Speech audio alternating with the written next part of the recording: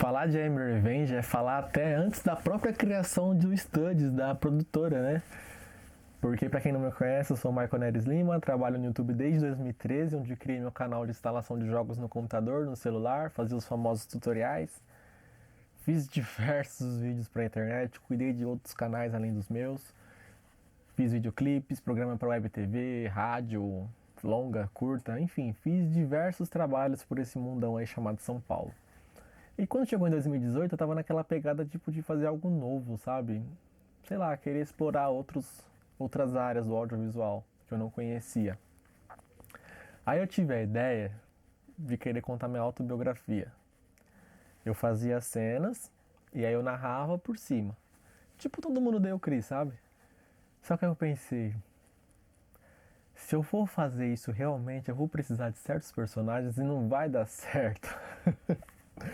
Não vai rolar. Mas a ideia foi florando, sabe? E eu fiquei alguns meses pensando sobre. Não foi tipo, vou fazer. Não, eu fiquei pensando um pouco. Porque, primeiro, pra você fazer isso, você precisa de pessoas. Eu não conhecia ninguém. Ninguém. Eu nunca tinha feito nada além do que tava na minha frente. Posicionava a câmera, gravava o cenário atrás, acabou. Algo com movimentos, com transições, enfim, eu nunca tinha feito. Então, seria uma experiência nova. E seria muito difícil fazer. Então eu fiquei pensando por um tempo como que eu iria fazer isso, né? E aí eu pensei, falei, mano, eu acho que eu vou contar outra história. Eu acho que eu vou falar sobre vingança. Mas não é qualquer vingança que o pessoal tá acostumado a assistir aí, vou vingar matando. Não, eu não quero matar. Eu quero fazer um tipo de vingança que a pessoa não morre. Que a pessoa fica revivendo aquilo pra sempre e pra sempre, sabe? Como se fosse um remorso eterno. E eu fiquei pensando na história. Uma curiosidade sobre mim, só cortando rapidinho. Até algumas pessoas ficam impressionadas porque eu não sou muito de assistir filme. Filme, série, quase não assisto. Só pra você ter uma ideia, tem muitos filmes famosos que eu nunca assisti. Por exemplo, Matrix, Jurassic World. Entre outros, que se eu for falar a lista.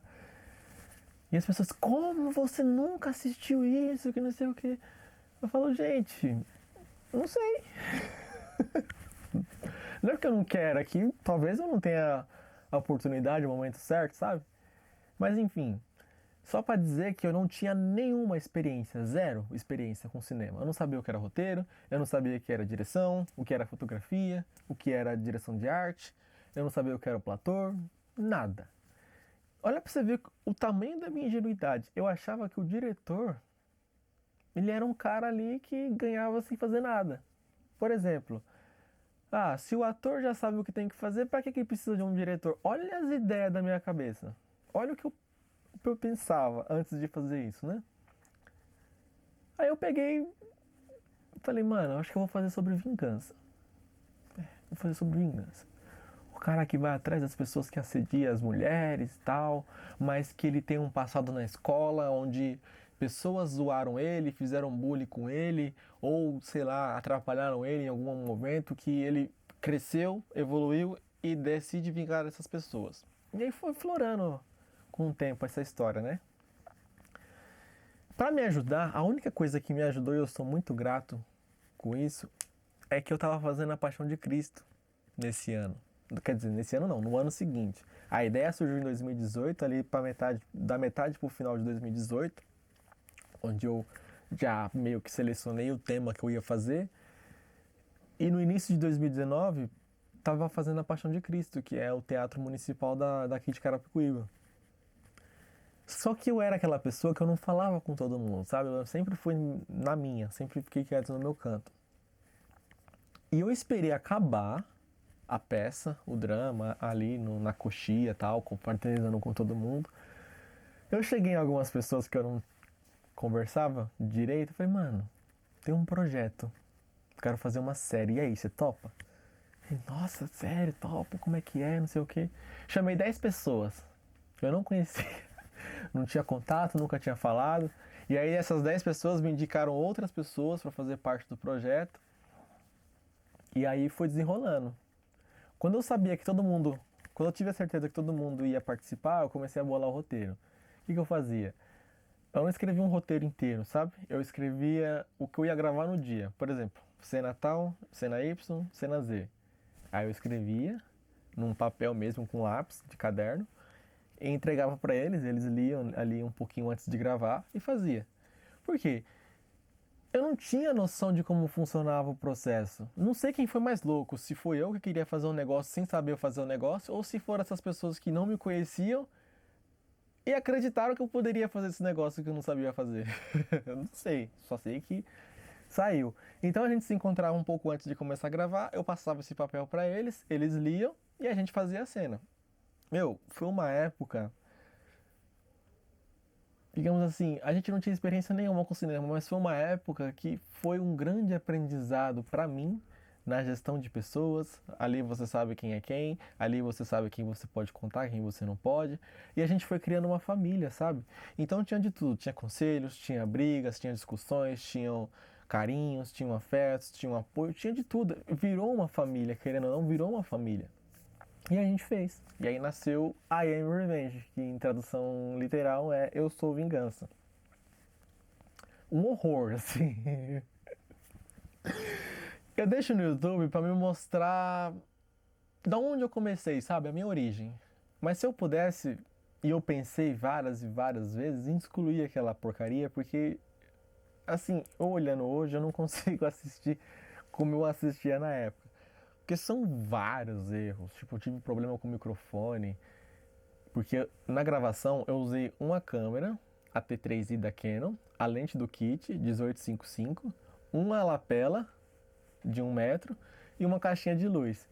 E meu, tinha várias cenas noturnas que ficavam uma merda porque tava muito escuro, não tinha como fazer a iluminação adequada, o áudio estourava, tinha barulho externo, tinha o pós-produção, enfim, muitas cenas foram dubladas, aquela dublagem, ó, digna de Oscar. E não ficou legal, pra mim, pelo menos, né? Mas aí algumas pessoas me falam, ah, que isso, deixa de frescura, é o seu primeiro trabalho, é onde você começou. Porra, você fez sem saber de nada e você só fez. Mas sei lá, eu tenho uma... Falei, tá, vou deixar, vai.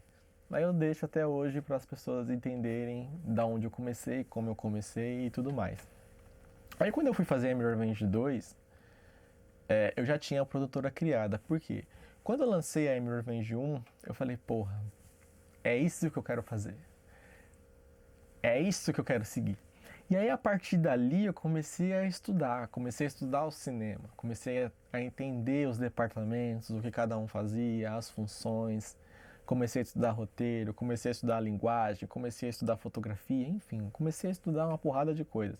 E aí, no dia da confraternização, eu prometi pra eles, tipo campanha de político mesmo, né? Eu falei, eu prometo pra vocês que quando eu fizer Amy Revenge 2, nós vamos ter equipamentos melhores, roteiros melhores e uma estrutura bem melhor pra gente gravar e fazer uma coisa 10 vezes melhor que isso aqui que a gente fez. Prometi pra eles. E aí no final de 2009 para início de 2020 eu criei o Studies. Abri o CNPJ, tudo bonitinho e tal. E aí o que acontece? Estoura a pandemia. Como é que você faz um trabalho desses na pandemia, né? Acabou que foi prolongando, prolongando. Alguns não puderam vir por motivos óbvios.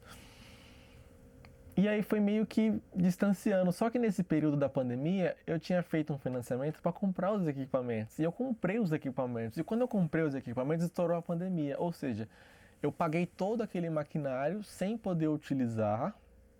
E aquilo foi meio que me chateando, sabe? Falei, porra, mano.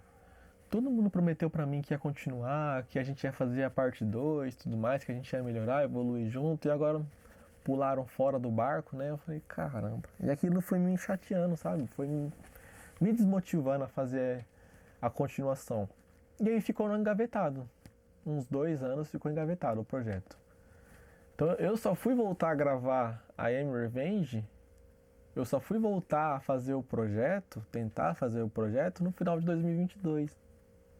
Onde eu conheci pessoas novas, onde eu conheci elenco novo, num trabalho que eu fui fazer.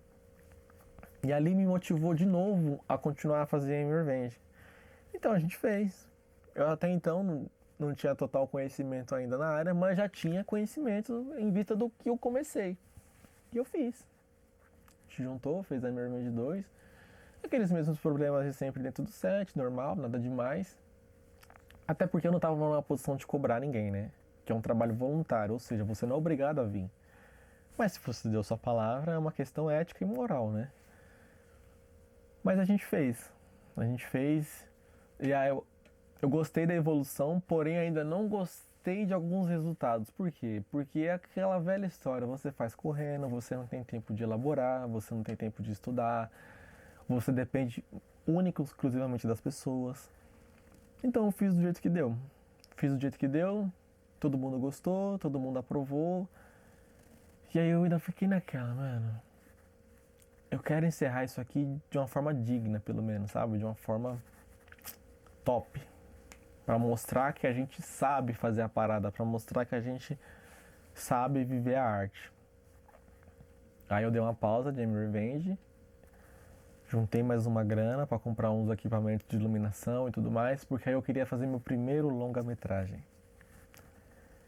Um roteiro mais estruturado, personagens um pouco mais complexos, os cenários adversos, né? Gostaria de trabalhar em campo aberto, em campo fechado, enfim.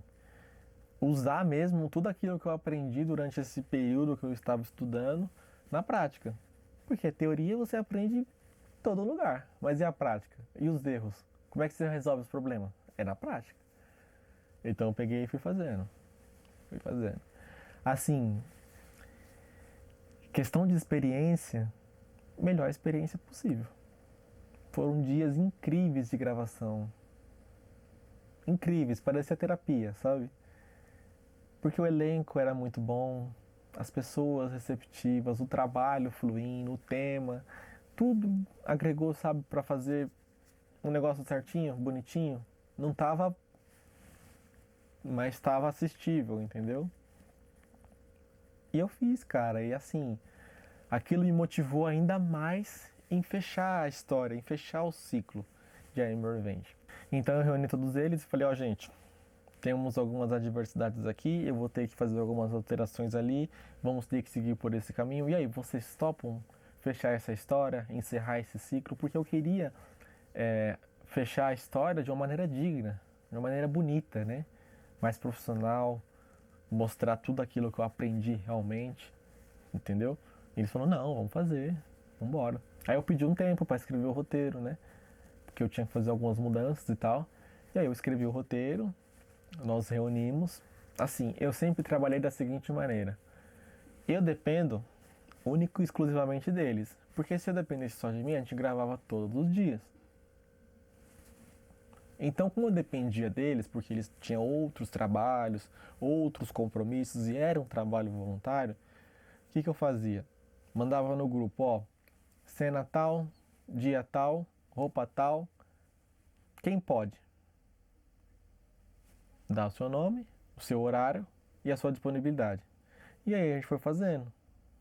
Então quem marcava os dias e os horários eram eles e não eu. Eu sabia que seriam todos os finais de semana, mas não seriam com todos. Um final de semana era um, às vezes um vinha sábado, não no domingo, às vezes um vinha no domingo, não no sábado, às vezes ficava de sábado para domingo. E assim a gente foi fazendo. Eu quero entrar numa parte ruim agora, a parte ruim da história.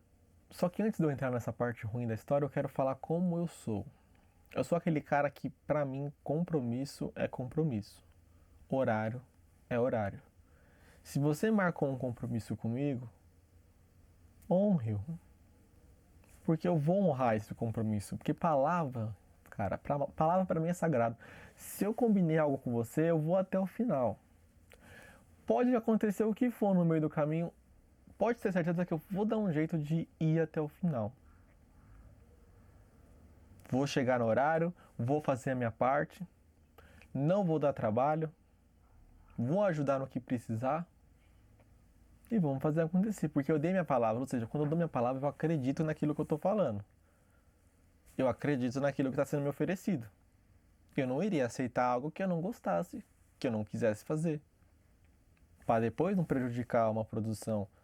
Até então, eu era a produção de uma pessoa só. Editava, gravava, roteirizava, atuava. cuidava de tudo. E se é uma produção grande que depende de várias pessoas, depende do orçamento caro? Você tem que ter a responsabilidade, assim como o diretor tem a responsabilidade do set, correto? Começamos as gravações. Tudo certinho, na medida do possível. Só que aí começaram a surgir situações em que, eu não quero pegar pesado, mas situações chatas, muito chatas. Por exemplo, o ator X marcou a gravação no final de semana Y. E isso, uma semana, às vezes uma semana e meia de antecipação, né? Então o cara escolheu a data, escolheu o dia, o horário, beleza. Monto toda a ordem do dia para aquele dia, certo? Aí aconteceu uma situação que foi o seguinte: o ator X marcou a data, todo mundo esperando ele, não manda uma satisfação, não manda uma mensagem, todo mundo esperando ele. Eu pego, ligo para esse cara me atende. Eu falo, e aí, cadê você? Que não sei o que. Não responde uma palavra, porque eu escutava o que estava acontecendo, então, ou seja, ele estava me ouvindo. E ele pega e desliga na minha cara. E aí, cara, cadê você? Que não sei o que, a gente tá te esperando. Isso já com 2 horas de atraso. Ah, não, é que eu vim fazer um trabalho aqui em São Paulo.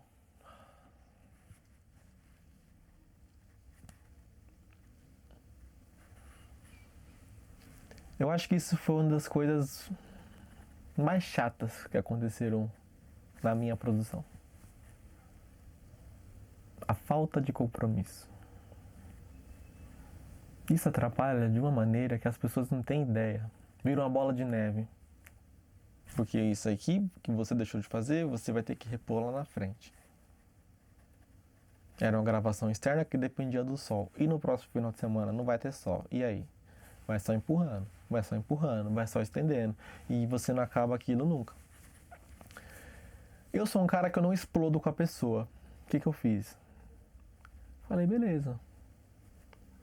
É assim que esse cara vai fazer? Tudo bem, não tem problema. Peguei e cortei ele do roteiro. Cortei várias cenas. Esse cara ia até o final na história, sabe? Do começo ao final, com várias cenas legais, tal, pá, desenvolver bem. Cortei o cara. Matei ele antes da hora. Dentro do roteiro. Ou seja, livrei um problema. Só que aí começaram a surgir outros tipos de problema. Cara, e se a gente terminasse mais cedo e no outro dia eu viesse não sei o que e a gente adiantava e que não sei o que? Ou então, que horas que vai acabar? Você acha que dá pra acabar antes de tal hora? Você acha que dá pra gente adiantar? Porra. Você tá no meio do audiovisual cinematográfico. Todo mundo sabe que tem hora pra começar, mas não tem hora pra acabar.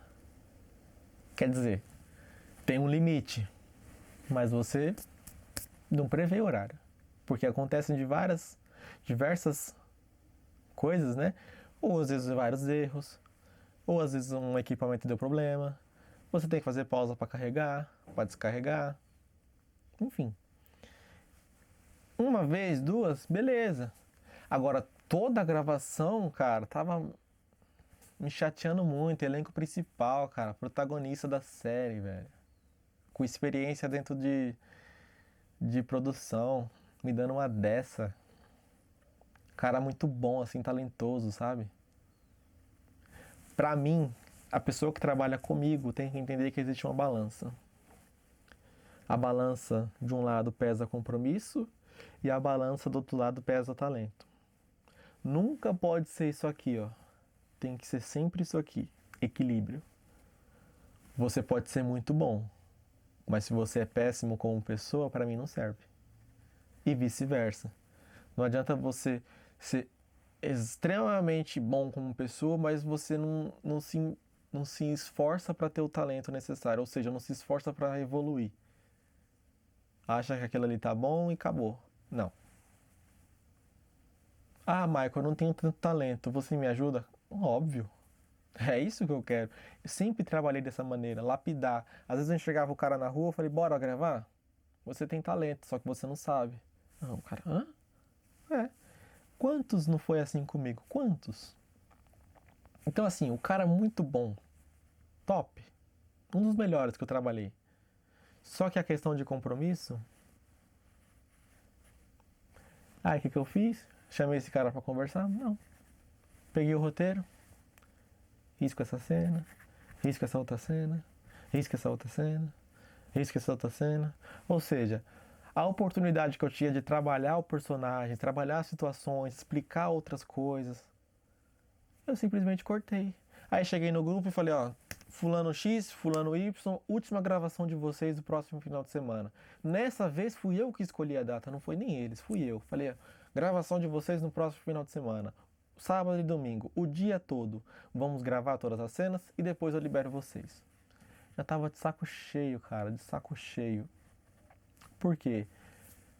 Tive que mudar o roteiro, tive que cancelar as cenas, tive que mudar estruturas, tive que mudar ordens do dia, tive que mudar decupações, enfim, tive que mudar uma série de coisas por causa desses problemas de falta de compromisso. Isso são coisas inadmissíveis dentro de um set. Isso que é um trabalho voluntário comigo. Imagina dentro de um set grande, onde você tem multa. Onde você tem, sabe? Não rola, cara, não dá certo. Então, se você me perguntar hoje, a série saiu do jeito que você queria? Não. Não saiu do jeito que eu queria. Porque tive pouco tempo para trabalhar com eles. Às vezes eles chegavam, eu tinha marcado 2, 3 cenas no dia, porque eu tinha que aproveitar o horário deles, o tempo deles, a disponibilidade deles. Então eu tinha que fazer aquilo ali correndo, os takes que dava eu tinha que aproveitar, porque o sol estava acabando, estava escurecendo, ou não sei o que, já tinha que entrar outra cena, enfim. Tudo aquilo que a gente combinou no começo foi por água abaixo. Então não tive tempo para trabalhar, tive que alterar o roteiro, tive que cortar várias cenas. E para piorar a situação, eu perdi a série, cara. A série estava pronta, estava editada, porque eu não tenho computador para editar a série, né? Eu não tenho estrutura para editar um arquivo desse porte. Eu usava computador emprestado, compartilhado. Eu tinha a partição minha e a pessoa tinha a partição dela. Aí um dia eu chego lá para editar, a pessoa, putz, cara, você não vai acreditar. Aí eu já sabia. Fui formatar a minha parte e acabei formatando a sua sem querer. Perdi tudo.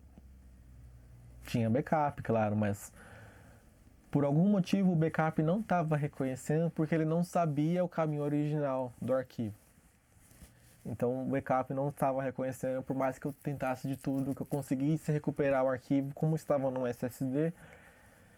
E tinha passado mais de um dia, ficou muito difícil de recuperar e o que eu recuperei ficou corrompido. Ou seja, eu perdi a série. Eu não sabia se eu ficava bravo, eu não sabia se eu ficava chateado, eu não sabia se eu ficava triste. Eu fiquei sem reação. Completamente sem reação. Ali eu já tinha chutado o balde, já tinha desistido de tudo. Eu quer saber, não quero fazer essa merda mais não. As pessoas não respeitam mais nada, as pessoas não têm compromisso com mais nada, perdi a porra da série. Desisti. Na minha cabeça, desisti. Cansei. Te falar, cara, foi o pior período assim profissional da minha vida. Porque misturou diversas outras questões externas com esse trabalho, com esse projeto. E eu pensei em desistir. Foram dias, foram meses pensando. E eu não tinha avisado ninguém, ninguém sabia até então, né? Só que aí volta naquilo que eu falei agora há pouco. Compromisso. Eu prometi que eu ia entregar a série tal data, tal hora. Já tinha gravado isso. E como eu dei minha palavra, eu tinha que ir até o final, né? Só que eu ligava o computador, abria o editor e eu não conseguia editar, sabe? Eu não conseguia pegar, não conseguia. Tava travado, tava, sei lá. Eu demorei 2 meses pra voltar a editar a série do zero e refazer tudo de novo. Então, ou seja, a Emervente foi editada 2 vezes. Do mesmo jeito. 2 vezes. Perdi arquivos de gravação, ou seja, tive que cortar as cenas por perda de arquivo e improvisar na edição. E tive que lidar com essas adversidades. Tive apoio? Do elenco, não. Mas eu fiz, não fiz? Tá aí no canal. Mas aquilo que eu planejei de fazer o melhor trabalho da minha vida acabou se tornando algo fútil. Acabou se tornando mais uma gravação. Nada de especial, nada além, sabe? Pra você ter ideia, na confraternização, eu prometi uma festa top, assim, tapete vermelho, para entrega de certificados, a premiação, tudo mais. Era assim, um momento em que eu precisava de apoio, sabe? Por tudo isso que aconteceu durante o percurso, por tudo isso que aconteceu de errado durante o projeto, né? Mas aí eu percebi que não ia vir ninguém. Eu percebi que não ia rolar. Pra você ter ideia, do elenco principal, os protagonistas, nenhum veio. Nenhum. Do elenco de gravação, 3. Se contar gravação com produção, 4. Do elenco de mais de 15. Mais de 20, se contar todo mundo mesmo. E aí você entra numa outra questão, você sofre um choque de realidade. Porque aí você realmente percebe quem é, sabe? Quem é quem, de verdade. Quem você pode contar, quem você pode chamar, quem você realmente pode trabalhar. Isso é muito importante para você que está me assistindo, que você que é produtor. Escolha bem as pessoas que vão trabalhar com você. Escolha bem as pessoas que vão dividir set com você. Porque essas pessoas podem estragar a sua produção. Essas pessoas podem estragar os meses que você escreveu, planejou, decupou. Essas pessoas podem estragar. Então escolha bem. Seja um trabalho voluntário, seja um trabalho com cachê, escolha bem. Se você realmente está a fim de fazer um trabalho digno, um trabalho com visão, escolha bem. Porque você pode prejudicar a sua produção e você vai se arrepender muito. Eu tinha desistido. Não ia ter o canal hoje. Não ia ter Emervente no ar. Eu tinha desistido de verdade, cara. De verdade mesmo. Eu tinha desistido. Tinha chutado tudo. Tacado tudo no chão. Mas o caráter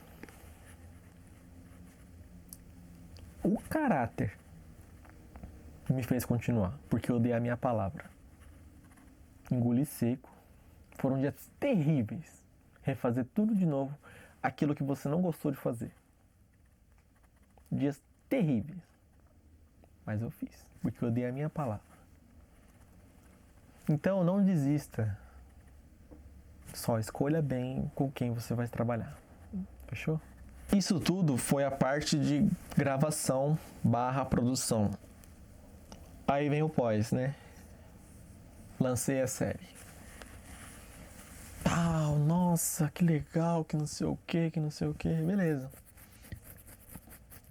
Aí me perguntaram, né? Tem problema postar alguma coisa, divulgar takes, cenas? Falei, não, fica à vontade. Pode postar o que você quiser, sem restrições. Só que a gente chegou num período da série em que as coisas iriam começar a acontecer. E eu desenvolvi um roteiro que é um roteiro casado, ou seja, o primeiro episódio linka com o terceiro, que linka com o nono, que linka com o último. E durante as gravações, cada um deles recebia um roteiro que lhe era incompleto. Por exemplo, eu escondi várias cenas deles, várias, porque eu queria fazer surpresa, tanto para o público quanto para eles. Queria fazer essa surpresa. Ah, como que vai acontecer? Como que você vai encaixar isso? É só quando você assistir, é só quando você entender. Então eu escondi. Então às vezes tinha cena com as mesmas pessoas, um recebia parte do roteiro dele e o outro recebia parte do roteiro dele. Eles não sabiam como iam encaixar e aonde iriam encaixar. Então eu fiz isso durante todo o período de gravação, todos os 6 meses de gravação. E aí chegou uma parte da história em que as coisas iriam acontecer.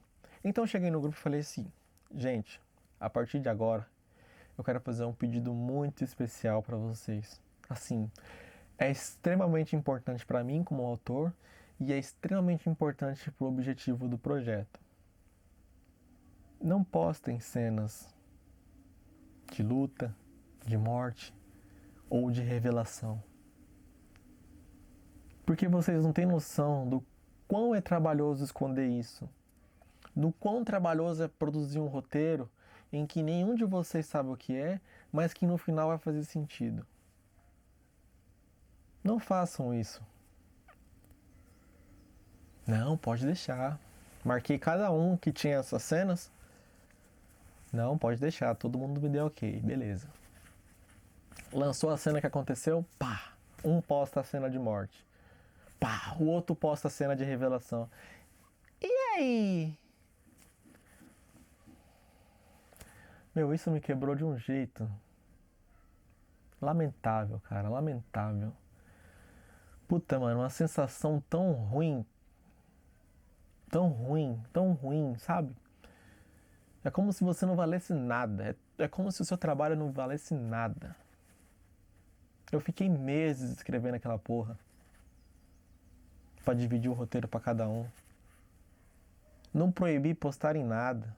Eu só pedi, gente, cena de luta, cena de morte, cena de revelação, não mostra. Deixa o público assistir. Ah, mas vai assistir só 10 pessoas. Foda-se, essas 10 pessoas assistindo e tendo a surpresa que eu queria que elas tivessem, pra mim é importante. Pra mim tô satisfeito. Mas não, foram lá e pum, postaram. Isso me quebrou de um jeito que, olha, comigo não trabalha mais, é simples. Comigo não trabalha mais.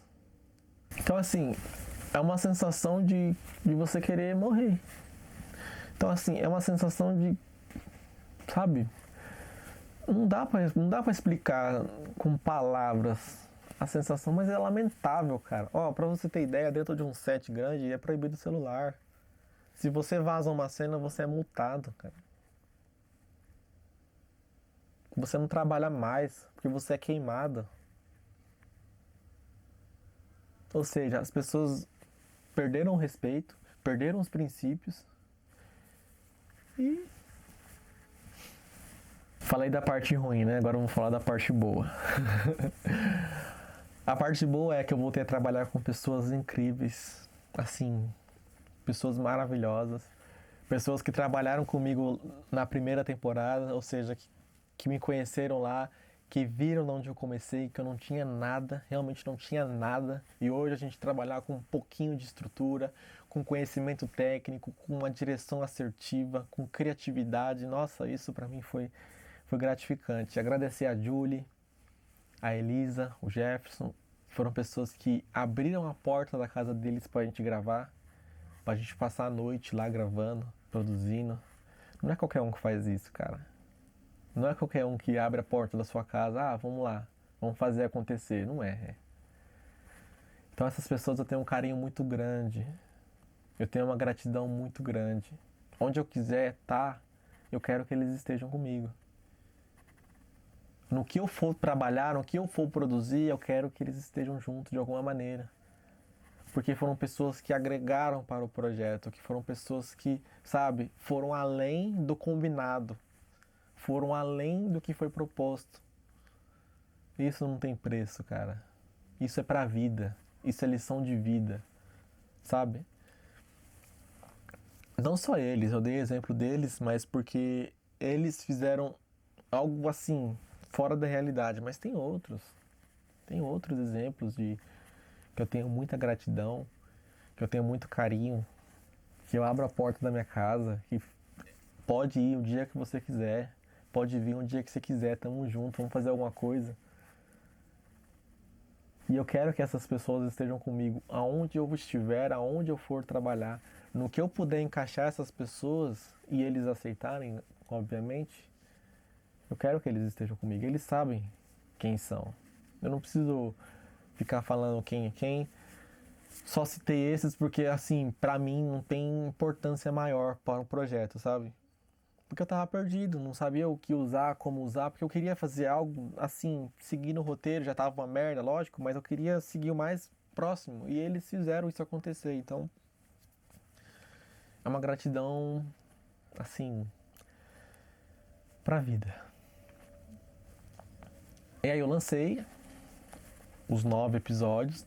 No dia da confraternização, que eu sabia que não ia vir quase ninguém, eu segurei o último um pouquinho e tal. Porque pra mim o que importava era aquele momento, eu precisava daquele momento, eu precisava se sentir abraçado, eu precisava sentir que valeu a pena, eu precisava do apoio de todo mundo, sabe? Só que quando você percebe que você não tem esse apoio de todo mundo, que você não tem esse carinho de todo mundo, por N motivos, um ou outro me explicou o porquê que não veio, eu entendi perfeitamente, não tenho problema nenhum com isso, questões de trabalho e tudo mais. Mas assim, estavam 3 meses marcados o dia da festa. 3 meses com antecedência. 4 oficial, que eles sabiam a data, mas 3, entendeu? Marcado mesmo. E você nem dá tipo uma satisfação, sabe? Ah, não vou poder ir. Ou no dia, um dia antes, falar, ó, não vou poder ir. Eu não vou ir. Sabe, isso pra mim é um pouco de falta de consideração, sabe? Porque a gente marca com muita antecedência pra um dia antes você dizer que não vem. E se eu tivesse pegado tudo pra eles, os prêmios? Se eu tivesse comprado tudo que eu tinha que comprar? E se eu tivesse que investir tudo que eu tinha que investir? Eu não ia entregar pra ninguém. Então, assim, quando eu percebi que realmente não ia vir ninguém, eu cortei a festa. Eu cortei o episódio. Eu foquei naquele momento ali com quem estava ali presente, com quem realmente veio de longe, com quem saiu direto do trabalho e veio, com quem deu um jeito, sabe? E curti aquele momento, porque era aquele momento que eu precisava. Era o momento que eu estava encerrando um ciclo, era um momento em que eu estava evoluindo profissionalmente, era um momento mágico para mim, era um momento mais importante para mim. O mais importante. Então eu queria ter pegado cada um, dar-se um abraço, sabe? Dizer o quanto eu estava agradecido pela conclusão do projeto, dizer obrigado por cada esforço que cada um fez. Porque teve gente que saiu de muito longe para vir aqui gravar, ficava 2, 3 dias. Então eu queria, naquele momento, devolver toda, todo esse esforço, toda essa dedicação, porque não adianta eu generalizar os erros de um no projeto inteiro, não. Os erros de alguns prejudicaram o projeto, mas não quer dizer que, sabe, eu sei separar as coisas. Então eu queria dizer obrigado. Eu queria dizer que eu estava agradecido. Que a partir de agora eu iria fazer o possível para melhorar, para poder encaixar eles num trabalho remunerado. Enfim, mas não rolou. Não rolou. Mas não quer dizer que inviabilizou o projeto. Porque o projeto está aí.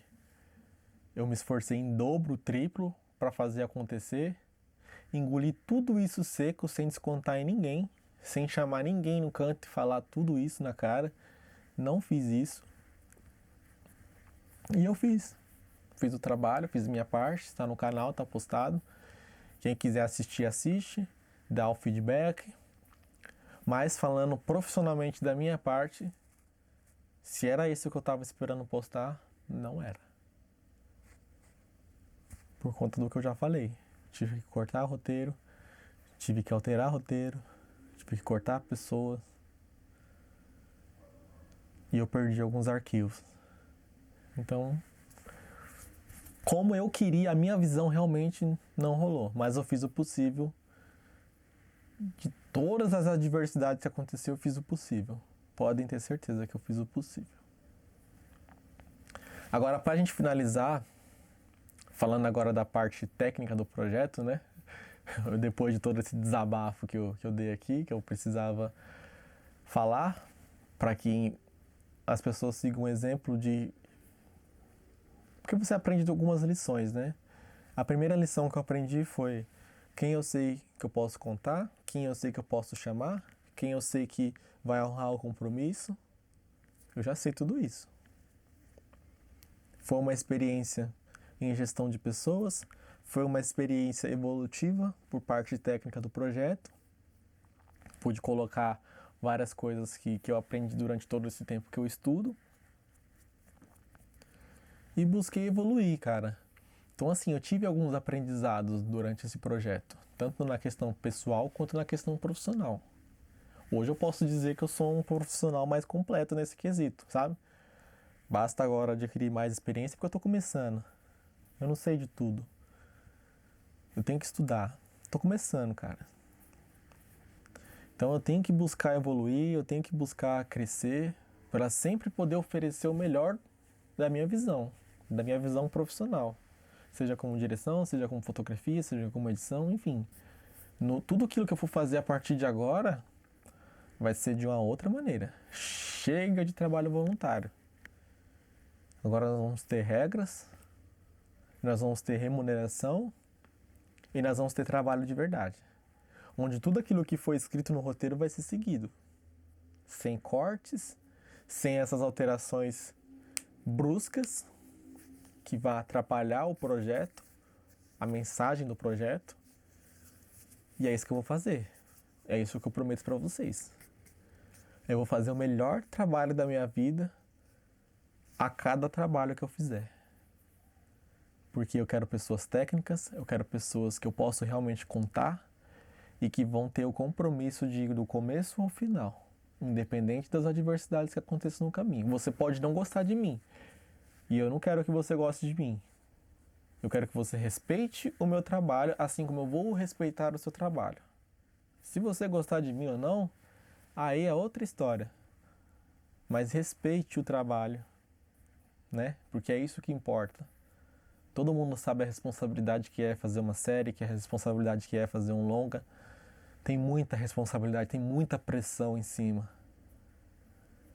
Então a gente precisa trabalhar em equipe, precisa trabalhar em sintonia, em harmonia, compartilhando conhecimento, para que saia um bom trabalho, porque senão vai ser sempre isso. Falando agora da parte técnica da série, queria abordar alguns pontos bem rapidinho para não ficar muito longa a entrevista. Eu quis mudar o roteiro da segunda para a terceira para um roteiro mais agressivo, ou seja, eu queria mudar algumas características dos personagens para mostrar o quão diferente eles estão depois dos eventos acontecidos, né? Então eu escolhi uma paleta de cores, cheguei no personagem do Ed e falei, ó, seguinte, você vai usar essa camisa e essa camisa, só. A calça que você tiver vai ser ela até o final. Por quê? Porque a gente imagina a evolução do personagem do começo ao final. E você precisa passar isso esteticamente para o público para ficar claro o que realmente está acontecendo. Então eu defini a paleta de cores de cada um.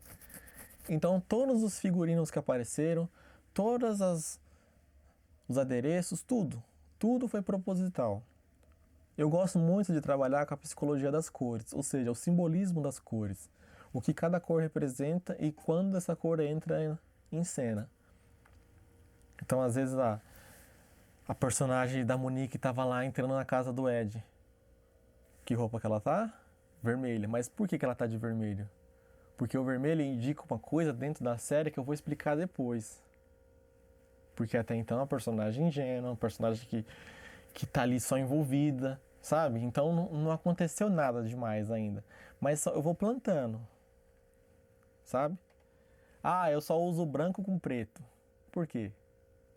Porque é o Yin e o Yang.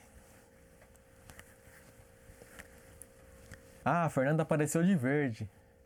Depois ela aparece de amarelo. Depois ela aparece de branco. Tem os seus significados dentro da série, sabe? O verde pode simbolizar esperança. O branco, paz, tranquilidade. Sabe? Então eu gosto de brincar com essas coisas. O personagem do Bruce, por exemplo. Ele sempre que ele tá de boné, ele tá boné pra trás. Ele só aparece 2 vezes com o boné pra frente. Que são as 2 cenas que ele conversa com o Caleb. Ou seja, que ele está de frente com o Caleb. Porque o Caleb é o seu chefe, é o cara que contratou vocês. E o boné pra frente simboliza respeito. Ele só vira o boné pra trás quando ele vê que eles estão à frente. Mas aí o Caleb já reverte o jogo de novo e mostra que não é bem assim. Então todos esses detalhes compõem a paleta de cores e o visual dos personagens. O vestido da Monique na cena final dela. Eu fiquei pensando, mano, eu quero um vestido preto, todo preto.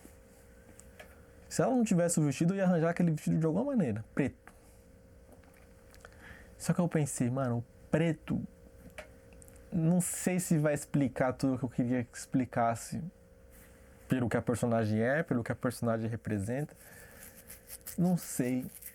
Eu pensei, mano, eu quero algo um pouco mais tático, sabe? Um pouco mais confuso. Que mostrasse essa camuflagem, né? Na vida da personagem. Aí eu olhei um vestido aqui, que eu sou muito assim. Se eu bater o olho e sentir, é isso. É assim com trilha sonora, é assim com adereços, é assim com tudo. Se eu bater o olho e sentir que conversou com a cena, que conversou comigo, esquece, vou usar. Aí eu olhei pro vestido, eu não tinha visto o vestido inteiro, eu só tinha visto uma metadezinha assim, que a pessoa pegou, tirou assim, ó, tenho esse aqui. Opa, na hora. Instantâneo. Agora restava saber se ia servir na atriz, né? Sorte que serviu, deu tudo certo. Por que eu escolhi aquele vestido? Porque eu queria que fosse condizente. Eu não quero dar spoiler para quem não assistiu, mas eu queria que fosse condizente com a cena, com a proposta da cena, com o significado simbólico da cena. Entende? Então, quando você tiver a oportunidade de assistir e olhar com esse olhar que eu estou passando, na minha visão, você vai entender por que eu escolhi aquele vestido. Tinha várias opções de vestido, mas a princípio eu queria um preto. Mas eu achei que o preto não ia explicar tudo que eu queria que explicasse. Então, quando eu bati o olho naquele, eu falei, pô, é esse. Desbotado, do jeito que eu quero. É esse. Ponto. Outra característica visual é o Bruce. O Bruce tá sempre com a jaqueta dele, camisa, pá, tal. Todo despojado. E aí, quando ele vira a chave, ele já tá de jaqueta, já tá, sabe, top. Outro cara. É isso que eu acho que engrandece uma obra. Esses detalhes, sabe? Essa preocupação com o autor, do autor em passar isso pro público no geral, pro público entender, sentir, interpretar, sabe? Putz, é isso. Agora foi. Agora ele pega ele. Então, eu fiz isso ao longo de toda a série. Todos os figurinos são propositais, todos. De acordo com o orçamento. Ou seja, o que é o orçamento que eu estou dizendo? Porque eu não tive orçamento nenhum. Essa pessoa tem, essa eu consigo arrumar com alguém, num brechó talvez. Então, se a pessoa tinha, se eu conseguisse arrumar, pronto, a gente usava, sem problema nenhum. Porque tudo foi no meu bolso, do bolso deles. Eles que pagaram as passagens deles de vir, deslocamento. Eu que gastei do meu bolso algumas coisas, não tive ajuda de ninguém, cara. Ninguém ajudou o projeto. O orçamento zero, não teve orçamento. A gente fez com a nossa pura vontade. Então por isso que eu já estava cansado de trabalho voluntário, porque é muito desgastante. Você cuida de muita coisa sozinho, às vezes depende de muita coisa. Eu, no meu caso, pro projeto eu dependia única e exclusivamente deles, da disponibilidade deles. Entende? Então, quando você está num ambiente controlado, ou seja, que cada um tem a sua função, cada um, sabe? Você tem liberdade para trabalhar, você tem tranquilidade para se preocupar com só a sua parte, sabe? Só o foco da direção, da decupagem, de todos os processos. É mais fácil. Fica melhor, com mais qualidade. Você pode colocar mais ideias, você tem tempo para refazer. A gente vai ficar o dia inteiro até acertar a cena. A gente fica o dia inteiro até acertar a cena, mas vai sair a melhor cena. Entende? Então é isso que eu prometo para você e para vocês que estão me assistindo aí do outro lado, que o Studios MVP vai evoluir sim. E a partir dos próximos projetos, vocês vão ver isso visualmente falando, porque a gente vai se dedicar. A gente vai correr atrás das pessoas técnicas. A gente vai correr atrás das pessoas que têm compromisso com a gente, para fazer um trabalho digno, para fazer um trabalho decente, para fazer a arte. Então, meu querido produtor, meu querido diretor, meu querido ator, atriz, não desistam. É difícil. Vocês vão enfrentar diversos problemas. Vocês vão brigar com pessoas ao decorrer do caminho, vocês vão discutir com pessoas no decorrer do caminho. Vai faltar amizades, vão fazer amizades, mas não desistam. É o sonho de vocês, não desistam. Peguem todos esses problemas, seja meu, seja de outros, e absorvam para que não deixe chegar isso até o seu projeto. Porque o seu projeto é o mais importante. O seu projeto vai impactar alguém de alguma maneira. O seu projeto vai ajudar alguém de alguma maneira. Então não desista. Essa é a minha mensagem para você, tá bom? Um grande abraço. Espero que não tenha ficado tão cansativo. Mas eu precisava desabafar um pouquinho sobre. E dizer que eu sou muito grato a todos eles. Mesmo os que fizeram isso que eu falei, sou grato porque de alguma forma eles fizeram acontecer. E você tem que saber separar as coisas.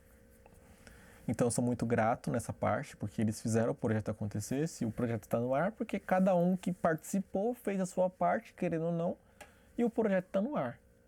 E eu não posso ser hipócrita de não agradecer. Não posso cuspir no prato que eu comi. Não posso. Eu tenho que agradecer sim. Eu tenho que dizer obrigado a todos sim. Porque eles fizeram acontecer sim. Então, meu muito obrigado a cada um que participou da produção de I'm Revenge, a cada um que fez o projeto acontecer, a cada um que se disponibilizou a perder esse tempo de suas vidas, a se dedicar a esse projeto, gastou dinheiro de passagem, gastou para se deslocar, deixou até de fazer outras coisas para fazer isso. Muito obrigado para você. Saiba que você foi importante sim para o projeto e que da minha parte eu prometo evoluir, eu prometo crescer e a partir de agora a gente vai trabalhar de verdade. E só dando um spoiler, a I'm Revenge acabou, mas o universo de I'm Revenge não. Então sim, a gente vai fazer uma continuação com os fatos que ocorreram no último ato do último episódio. Então, o que aconteceu da parte final do último episódio pra frente é onde a gente vai continuar. Acabou a I'm Revenge. Aqueles personagens, aquela história acabou. Encerrou aquele ciclo. A partir de agora a gente vai para uma outra história. Vamos contar de uma outra maneira. Claro que quem sobreviveu quiser continuar, fica o meu convite. Mas a gente vai contar uma outra história de uma outra maneira. Do mesmo universo, claro. Baseado nos fatos que aconteceram no último episódio. Então vai ser um projeto bem bacana. Pro ano que vem, claro. Talvez no final do ano que vem. Mas agora a gente vai trabalhar de verdade. E vai evoluir, e vai crescer, e vai aprender a cada projeto. Vai absorver cada conhecimento, cada aprendizado e levar para a vida. E fazer a arte, que é o que mais importa. Então, um grande abraço.